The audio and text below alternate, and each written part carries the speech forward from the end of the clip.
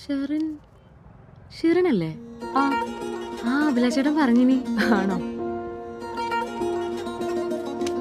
നിങ്ങളെപ്പോഴാ വന്നേ? ഞാൻ 2 ദിവസമായി. അഭിലാഷേട്ടാ